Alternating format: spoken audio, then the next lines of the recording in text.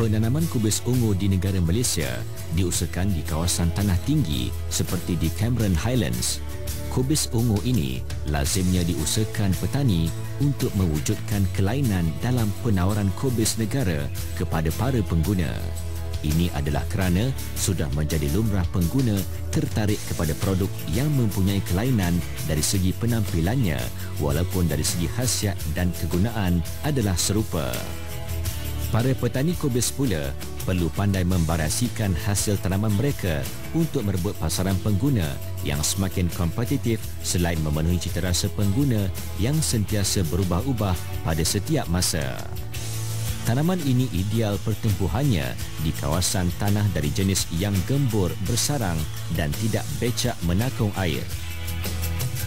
Secara relatifnya, tanaman ini tahan terhadap suhu tinggi. Justru itu, di kawasan beriklim tropika dan subtropika, kubis ditanam di daerah bertanah tinggi sekitar 400 meter ke atas dari paras laut. Usaha penanaman di dataran rendah mendapati ukuran krop kubis mengecil dan tanaman sangat rentan terhadap ulat pemakan daun Plutella.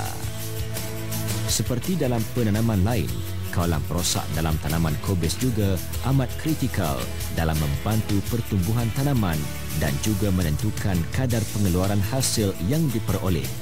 Semburan racun yang disyorkan oleh Jabatan Pertanian dalam kawalan perosak dan penyakit perlu dilakukan secara teratur sekurang-kurangnya seminggu sekali.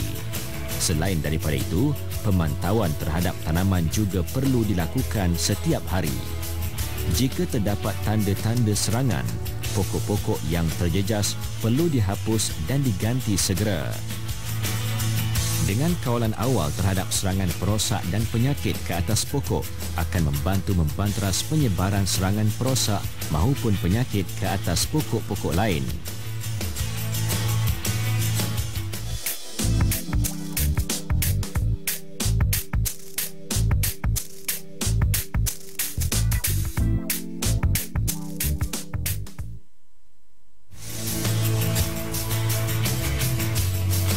Sementara itu, bagi tanaman kubis ungu yang dijalankan di tanah tinggi Cameron Highlands ini, biji benihnya diperolehi daripada Taiwan.